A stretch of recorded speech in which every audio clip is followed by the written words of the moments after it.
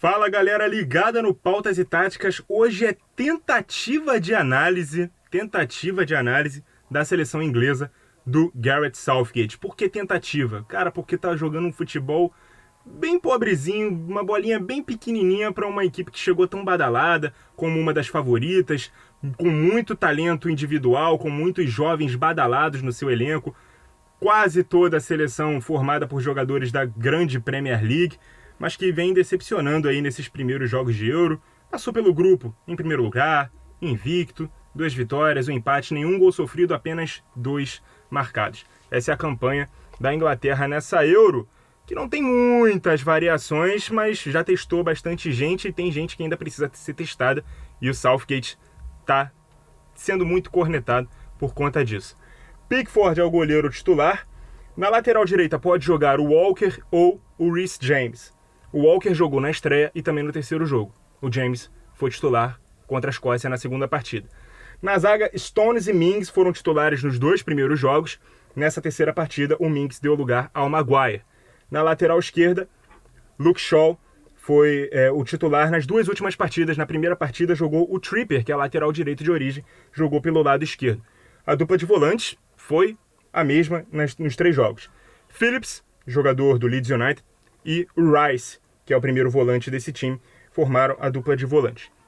Aqui na linha de 3, Phil Foden foi o titular pela direita nas 2 primeiras partidas, por um problema de não dele ter contraído o Covid, mas por ter tido contato com o jogador do adversário, se não me engano foi o Gilmour, da Escócia. Ele acabou sendo afastado no jogo de volta, assim como o Mount, esse sim pegou o Covid, mas os dois foram titulares nos 2 primeiros jogos e foram substituídos nessa terceira partida, respectivamente, pelo Saka e pelo Grealish.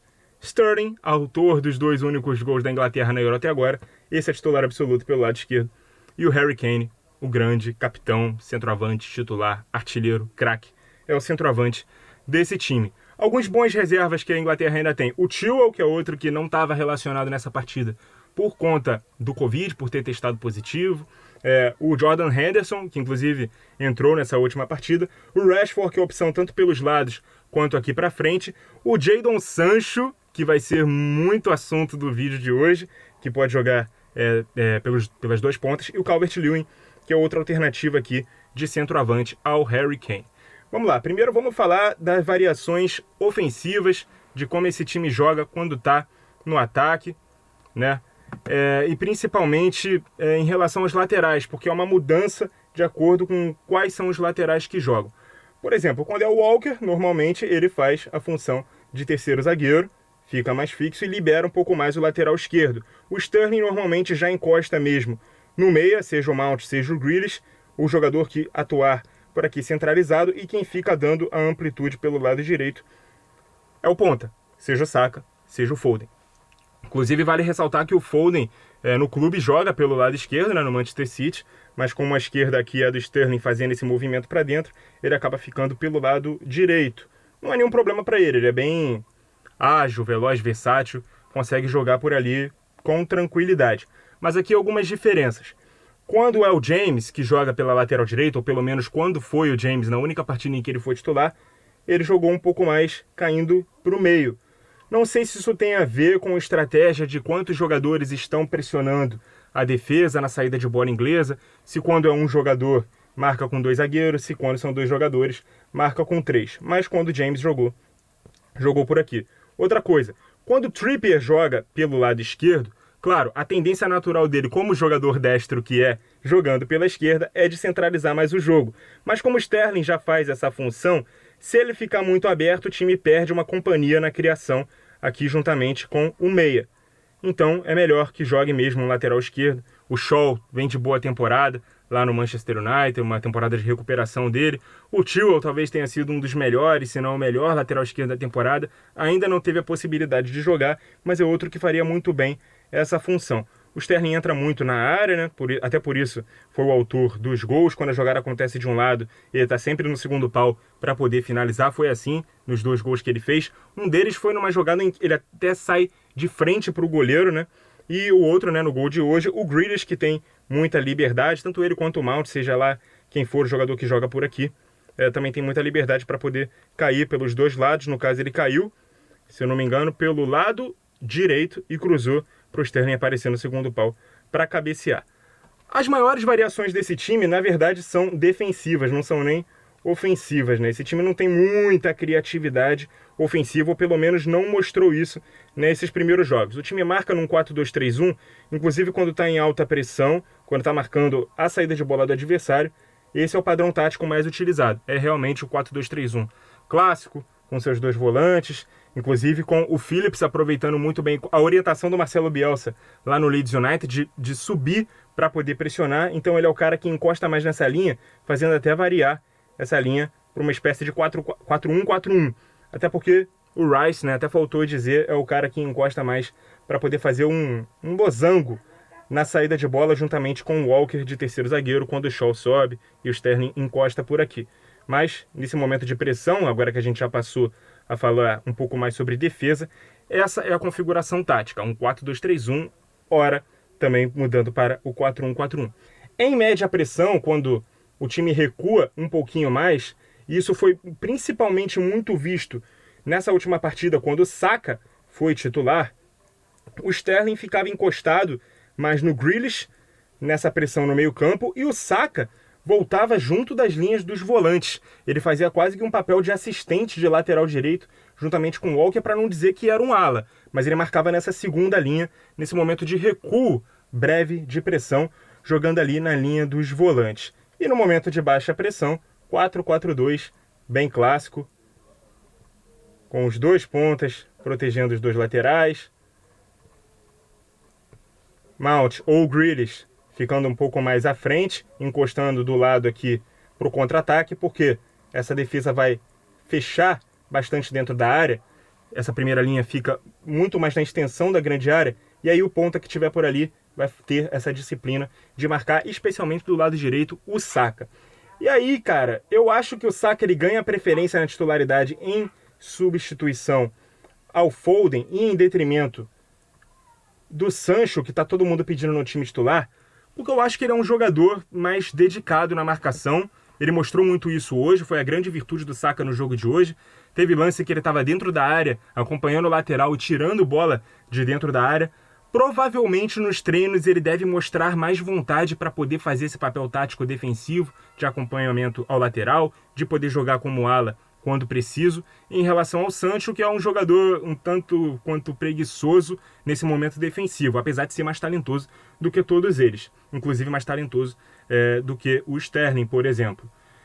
Acho que a não titularidade do Sancho é devido a isso, mas todos estão cornetando Southgate por não dar minutagem ao Sancho. Ele sequer entrou, né, nas duas primeiras partidas, e nessa terceira teve uma minutagem de apenas 5 minutos finais, né, quando o jogo já estava ganho, entre aspas. Inglaterra não sofreu contra a República Tcheca na terceira partida. Ele entrou 5 minutos, num lance ali, até que ele participa, o Henderson faz um gol que é anulado, mas não teve chance ainda de mostrar o seu futebol, o Jadon Sancho, que acho que para muitos, né, comente se você acha também, deveria ser titular desse time. Acredito eu que a Inglaterra vai ter uma variação um pouco diferente nas próximas partidas, principalmente quando essas partidas forem mais difíceis no mata-mata. Inclusive tem a possibilidade de pegar França, Alemanha ou Portugal, agora nas oitavas de final. O chaveamento diz isso. Essa variação de poder jogar com dois atacantes dentro da área. No momento de não criatividade pelo meio, seja com Mount, seja com Grealish, ou até usando um dos dois abertos, pode jogar tanto com Kane quanto com Calvert-Lewin dentro da área. Por exemplo, se jogar contra a Alemanha, que joga com 3 zagueiros, eu acho que é uma boa ideia, né? Começar a alçar bolas na área com 2 atacantes aqui incomodando os zagueiros, né? Disputando no jogo aéreo, não deixando, por exemplo, o Hummels, que é um jogador com muito essa característica de subir bem para disputar com os atacantes, subir com tanta liberdade assim, poder capitanear ali a zaga alemã. A gente nem sabe se a Inglaterra vai enfrentar a Alemanha, mas já fazendo aqui um prognóstico. Então a gente tem esses 2 atacantes, ou teria esses 2 atacantes, e passaria a criar muito mais pelos lados com os 2 alas. Acho o Calvert-Lewin à frente do Rashford, porque ele tem uma característica mais parecida com o Harry Kane. O Rashford é um jogador que pode jogar tanto pelos lados como centralizado, mas no momento em que a Inglaterra estiver realmente jogando mais dentro do seu campo de defesa e precisar puxar contra-ataque. Porque ele é esse tipo de 9 que tem velocidade, explosão e arrancada para poder criar as próprias jogadas e ser mais independente, sem jogar tanto de costas, até porque a força física dele já não é tão alta assim para poder fazer esse tipo de jogo. No mais, acho que essa análise é mais pautada em opinião, em corneta em relação ao Southgate, em variações defensivas, porque realmente está jogando bem menos do que a expectativa, mas, bom, a Inglaterra historicamente nos cerca de expectativa antes das grandes competições, porque sempre tem um grande grupo, um elenco variado, com muitas peças, e acaba decepcionando a gente, né? Toda a expectativa que a gente cria acaba decepcionando a gente lá na frente, depois de uma primeira fase até bem feita. Dessa vez, acho que eles estão nos decepcionando desde o início, para quem sabe nos surpreender lá na frente, né? Aquela expectativa toda que a gente tinha antes da competição murchou agora. Eu acho que o normal é que a Inglaterra seja eliminada, seja lá qual for o seu adversário que venha do grupo F nas oitavas de final, mas quem sabe nos surpreenda com uma vitória e possa aí arrancar para a disputa pelo título. Inclusive, importante ressaltar, Inglaterra passando em primeiro no grupo, pegou um chaveamento em que só vai jogar fora do Wembley numa eventual quartas de final, onde jogaria em Roma. No mais, já vai jogar as oitavas de final no Wembley de novo, assim como toda a primeira fase.